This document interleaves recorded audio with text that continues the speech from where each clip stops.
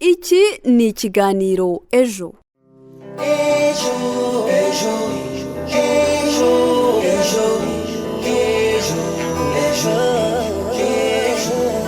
Munyemerere mbaye ikaze mwese mukomeje gutega amatwi radiyo ijwi rya Amerika ivugira ku murongo w'104.3 FM.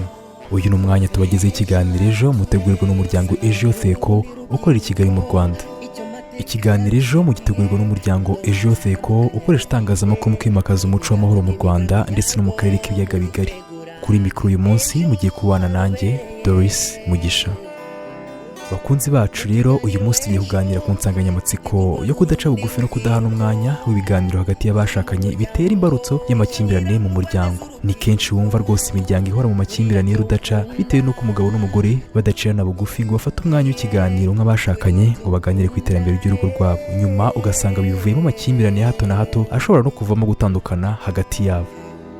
Divorcenet.com ni urubuga rukorera kuri murandasi mu bushakashatsi rwakoze ku mpamvu 10 zitera divorce cyangwa se gutandukana hagati y'abashakanye, rwashyize ku mwanya wa gatatu kudahana umwanya wo kuganira hagati y'abashakanye kari bimwe mu bishora imizi yo gutandukana. Mu kiganiro turaza kumva ubuhamya bw'umuryango wabaga mu makimbirane y'urudaca aterwa no kudaca bugufi no kudahana umwanya, batubwira impamvu yabiteraga, ko babisohotsemo ndetse n'inama bagira abandi.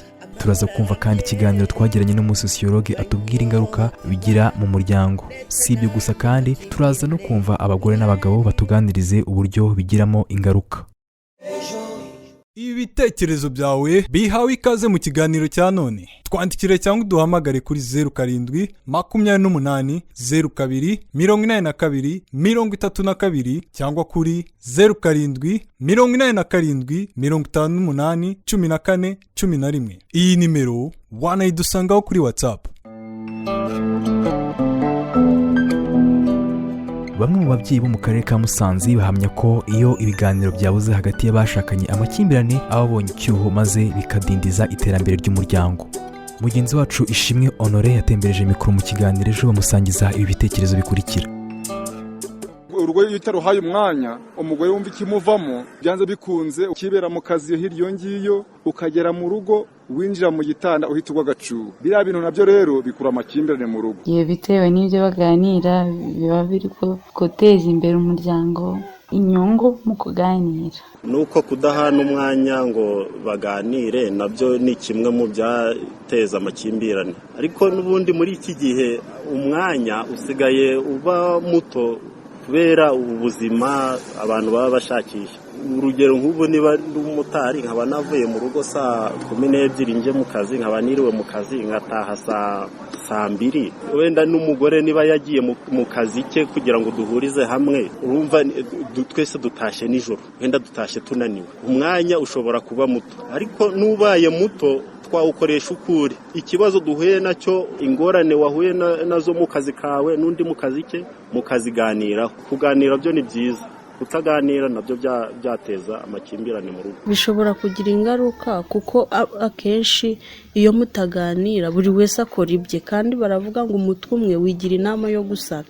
Iyo mutaganira ubusanga buri umwe nimba abonye amafaranga yakoresha mu bye, ariko iyo mushize hamwe bigira inyungu. Ugasanga noneho kwa kutaganira bitumye muhomba byinshi, n'abana kwitabwaho nta muri kurebana uti uriya ni urabitaho uriya ni urabitaho, ariko iyo muhurije hamwe abahurije hamwe nta kibananira. Ubwo nimba ari ngombwa bivuze ngo bitabaye ngombwa ingaruka zirari byanze bikunze, sibyo? Ingaruka ya mbere niyo ntandaro nyine y'iyo mibanire mibi, ndetse iyo mibanire mibi nayo ikagenda itera nyine ibibazo byose twabonye byo kutabana neza, nyine kurwana se amakimbirane bishobora no kugira ingaruka ku bana. Turamushimiye mugenzi wacu Honore ku kiganiro agiranye n'ababyeyi b'imusanze. Mu buzima bwa buri munsi mu muryango usanga hatabura amakosa cyangwa se amakimbirane rimwe na rimwe usanga aterwa no kudahuza bimwe na bimwe. Uyu munsi turi kurebera hamwe imwe mu mpamvu zishobora guteza amakimbirane, aho turi kugaruka ku kudahana umwanya w'ibiganiro ndetse no kudacirana bugufi bigira ingaruka zirimo no kuba zatera divorce cyangwa se gutandukana hagati y'abashakanye. Ese hari igitekerezo wifuza kudusangiza ku ngingo turi kuganiraho uyu munsi? Twandikire kuri 07 28 02 82 32 cyangwa se kuri 07 87 58 14 11. Iyi nimero wanayitwandikiraho kuri WhatsApp. umuryango wa Magorane Siridio na Muhabisangwa Chantal bamaze imyaka 20 babana aho batuye mu burasirazuba bw'u Rwanda mu karere ka Kirehe umurenge wa Nyamugari. Uyu muryango utanga ubuhamya bw'uburyo bamaze imyaka 9 bari mu makimbirane y'urudaca ahanini yaterwaga no kutaganira hagati yabo nk'abashakanye. Bagenzi bacu Noel Manishimwe na Christine Uyisabye basuye uyu muryango baganira nawo maze badutegurira ikiganiro kigufi aho uyu muryango usobanura uburyo wasohotse muri ayo makimbirane, ingaruka yawugizeho n'inama bagira abandi. Reka tubumve. Dushakana ndumva tumara imyaka igeze muri 20. Ariko nyuma yaho hari uburyo twagiye tubaho neza, twahindutse tumaranye nk'imyaka mbese nka 12 niho byatangiye kugenda bihinduka. Guhinduka hari ubwo dufite nk'uburyo bw'imitungo, tubona imitungo ibaye nk'igenda ducikaho, noneho umwe akabona ko nta kimutungo utwo dusigaye mbese tuturyana muri niko byagenze urebye. Hanyuma si icyo gihe mwaraganiraga byari bimeze gute? Mbere tutaragira gutya ngo tugirane amakimbirane twaraganiraga, ariko tuyagiranye nta migano twigeze duhuza rwose. Nubwo korana twakoranaga, umwe yakoraga ibyendo gakora ibye, ibyo yanaboneka ugasanga nta nicyo binamaze bibaye imfabusa rwose. Kwiti cyanjye no kuvuga ngo ubwo nabaga mvuze ngo ngiye guhinga n'urugero, ubwo nahinga utwaka tweze, ubwo ntago mfiteguye ngo niyo tujyane ikiganiro, twakwera ubwo nkateye nkatugurisha, mbabwije kuri rwose nkatugurisha nkahita numva ko ari uko ntujyana muri kabari nta kintu twamara. Atabizi rwose nkamuhisha kuko ntago ndashaka ngamenye nibyo neje. Akenshi nabisaraga no mu gasozi simbisara mu rungo atamenye ibyo nasaruye. Ubwo mu rugo no kuvuga ngo uko byenda kose, ubwo narahageraga nabwo nta biganiro. Mbese ugasanga rimwe nemwe nigeze no gutana urugo ndagenda kubera amakimbirane rwose. Mara nk'igihe runaka nk'ibyiza umeze igeze muri 5. Utari kumwe n'umugore? Nari kumwe n'umudamu pe. Wowe n'umugore ntimwaganiraga n'abana Wowe ntago twize tuganira, ntago twaganiraga rwose pe. Urebye waya ngo nta nubwo namushatse rwose nahindutse byahatari, ntago nababesha rwose.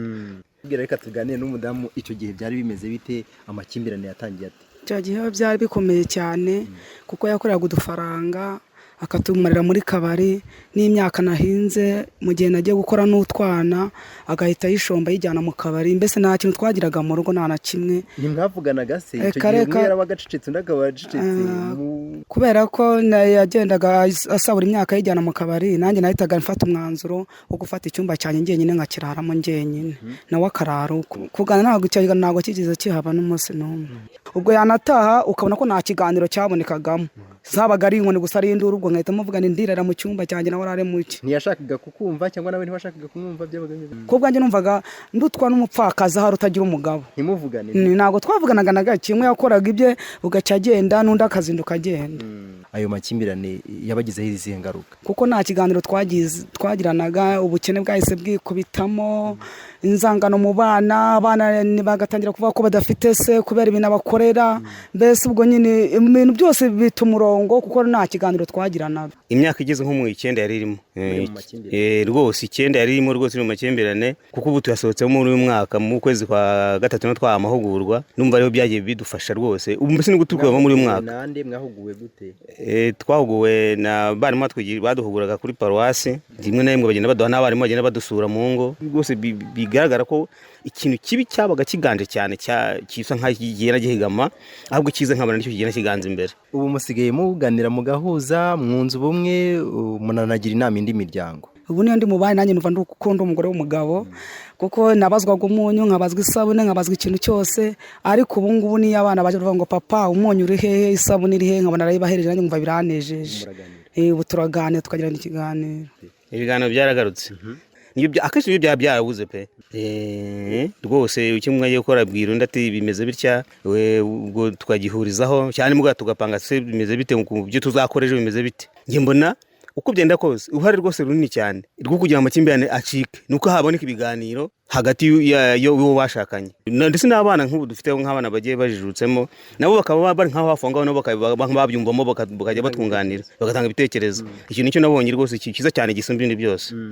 Ariko kutaganira nicyo kintu nabonye gituma abantu bagira amakimbirane, kigatuma ndetse nta n'umuntu wahuza n'undi.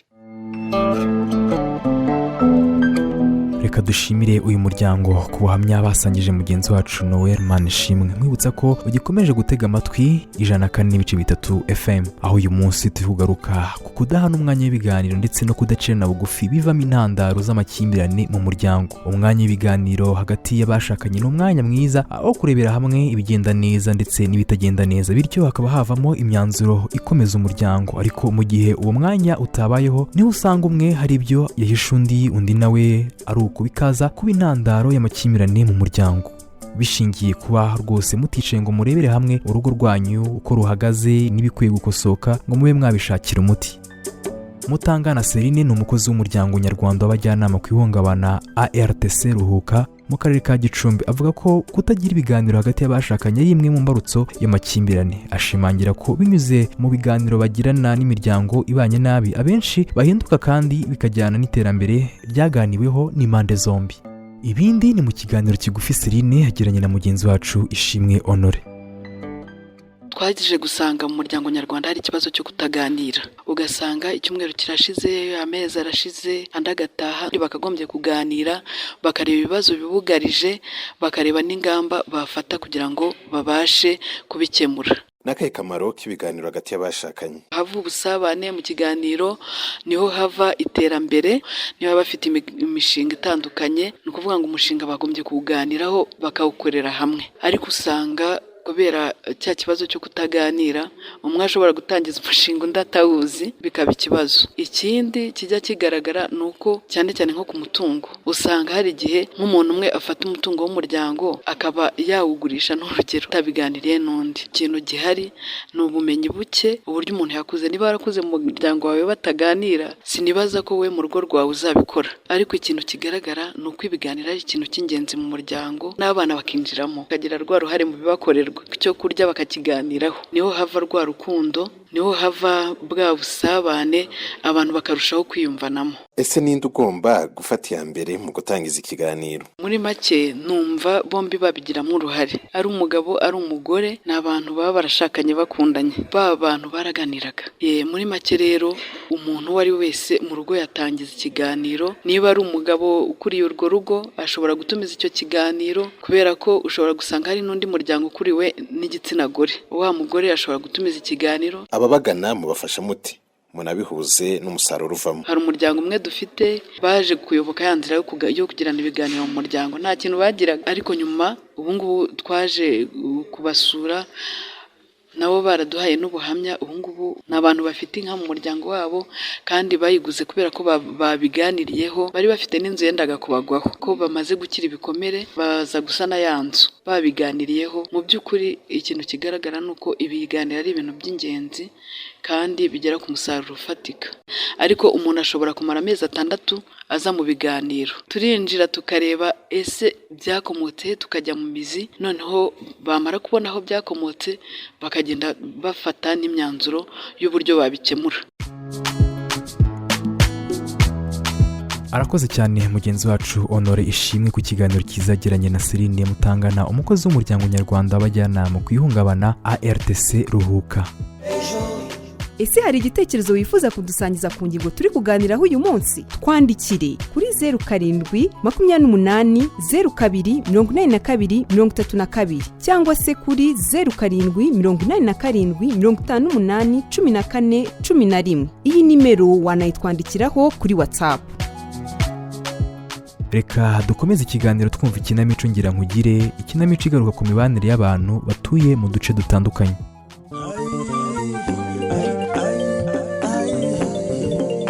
Ngira nkugire ni ikinamico igamije kwigisha abatuye mu nkambi n'abatuye hanze yazo imibanire myiza, kurwanya inzangano zituruka ku mateka y'ibyahise, birinda ibihuha bishimangira inzangano ndetse no kubiba amahoro hagati yabo.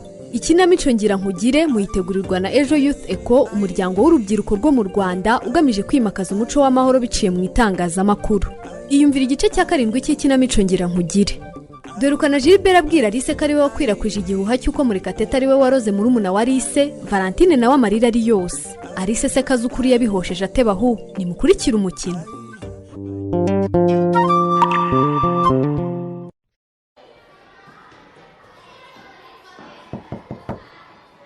Prof, mwanumye ko murangine?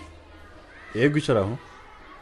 hewe ibintu biko biravuga kuri mugenzi wanyu ko numvise bavuga ko ari we wabivuze bimeze gute sha prof nanje navyumvise babivuga uko sije nabizanye habe namba numvise banavuga ahubwo ko naroze na murumuna wari se mugenzi wiwe abo nimba atari wewe byavuzwe nande ono dodiye prof je nufise ngo vyavuye mu nkambi ya Mutendere urumva biroroshe kugera mu kigo kose haregeranye ikindi prof je ndakwisabire no kuri kwimana ndagusavye ntuzongereje kumbwira ngo n'umugenzi wacu abo no je sindi mugenzi w'umwana w'umurozi jamais wapi aya nimba ibyo bintu ari ukuri cyo bari kibazo gikomeye ni ikibazo nyene ahubwo mudufashije mumwirukane mu maguru masha natwe ntazo duhitana Valentine hazongera kwizego nande mwese muramuhunga nyene muramuvuga muramutwenga yemwe kurera abantu b'imico itandukanye biragowe inyishu ni yindi nyene no kumwirukana prof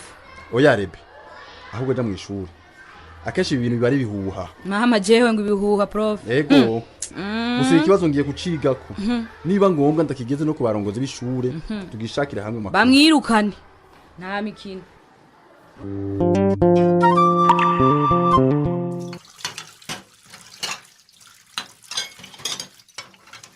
Mwaramutse Dona.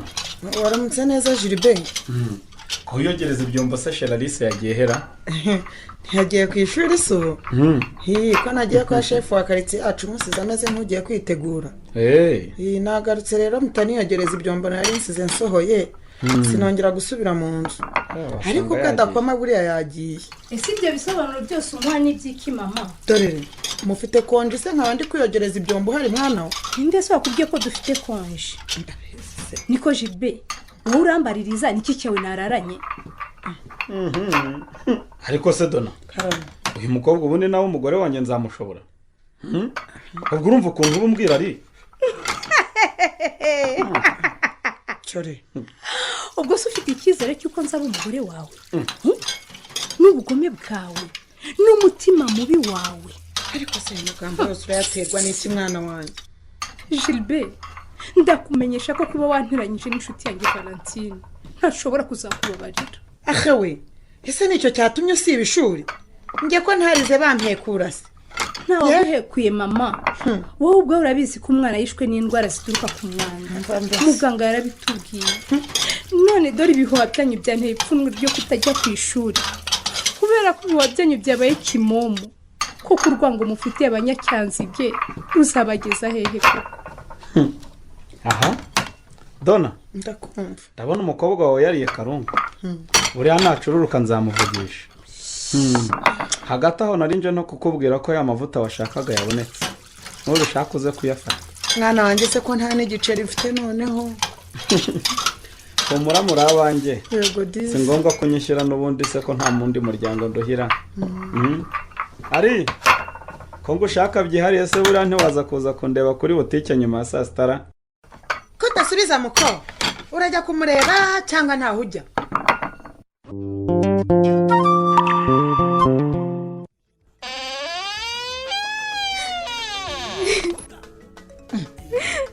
Valentine uracyarira koko byuka wiheranwa n'agahinda Nana kuri mama sinzi ko nahebuka ku ishuri pe ntumbwire ko uyu munsi mwari mufite amasomo by'akaye byo byatuma utajya kwiga Valentine nakubwiye ngo iki byuka none ahangaha wowe ujye kwiga nakoreka amamagare mwarimu wawe musaba kwihanganira gukererwa wirirwa umuhamagara nawe njye rwose mama akuguza ukuntu abandi bana bari kumwaza ndatambuka bakandeba ntihabure uvuga ngo icyanda cyo mu barozi abandi bakavuga ngo muhungu uburozi butabatumukira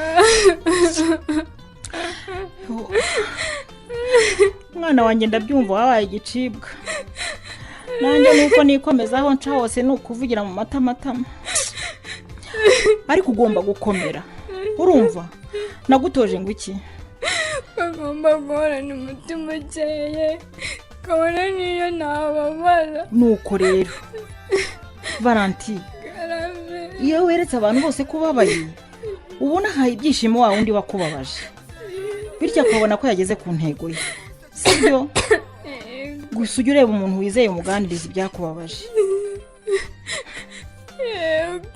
yaba mu nkambi ya Rwakayuzo cyangwa mu ya Mutenderi baratwanga ndetse cyane ariko tugomba kubihanganira nabo sibo ntibande se bamwe bafite amashyari cyangwa umubabaro w'ubuzima babayemo bakabiduhora se abandi bababajwe nuko bahoze ari abatunzi none akaba ari impunzi bamwe muri bo kwiyakira byaranze bageraho kwiyahura urabyumva komera rero jya ku ishuri kandi ntugire uwakarira ngo umurebe nabi cyangwa umubwire nabi urumva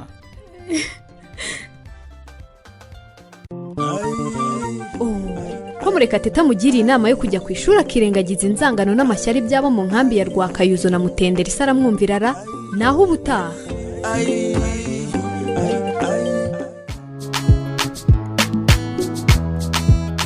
ntimugacikwe n'ikinamico igaruka ku mibanire y'abantu tugana ku musozo rero ku nsanganyamatsiko yacu uyu munsi munyemere dukomeze ikiganiro cyacu twakira muri studio Christelle Uwicyeza atugezeho ubutumwa muba mwaratanze mu kiganiro cyatambutse ubushize. Christelle turakwakiriye umeze neza? Yego meze neza wowe bite? Byiza cyane nanjye meze neza Christelle. Uyu munsi ugiye kudusomera ibitekerezo bitandukanye ariko ndagira ngo banze tubwire mu by'ukuri iyi nsanganyamatsiko yacu dufite uyu munsi ubibona gute muri rusange? Mu magambo make kuganira ni ingenzi cyane haba hagati y'abashakanye ndetse no mu bucuti busanzwe bundi buryo muganira hari byinshi mungurana y'ibitekerezo hari byinshi muganiraho haba ibigenda cyangwa bitagenda. Nibyo rwose ngaho rero komeza unatugezeho icyo badukurikiye badusangije mu kiganiro cyatambutse ubushize.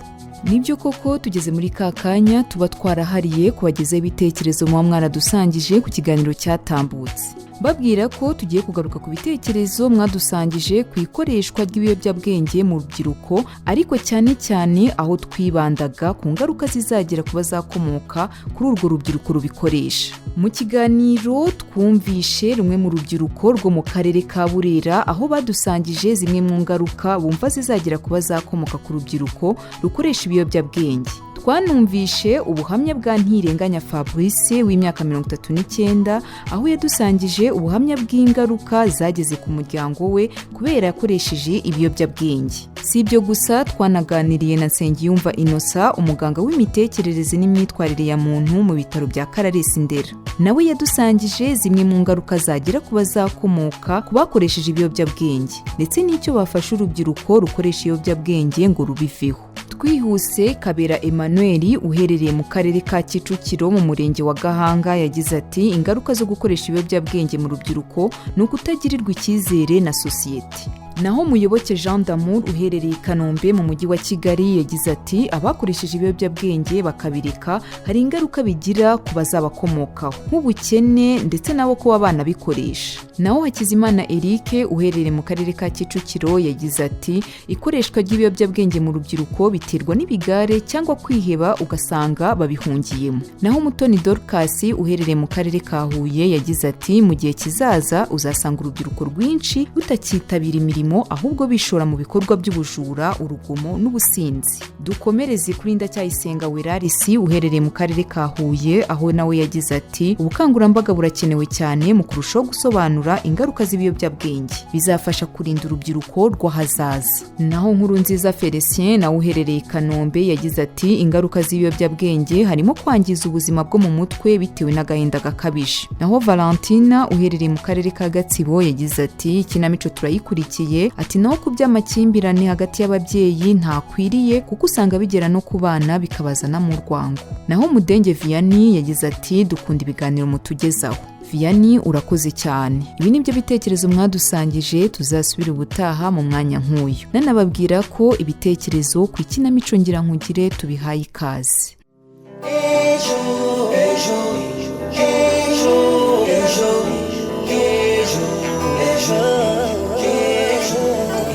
Urakoze cyane Christelle Uwicyeza. Abakunzi bacu rero tugana ku musozo twumvisha ubuhamya ibitekerezo by'imwe mu miryango twaganiriye nayo y'i Musanze ndetse tunumva umukozi w'umuryango nyarwanda w'abajyanama ku ihungabana ARTC Ruhuka.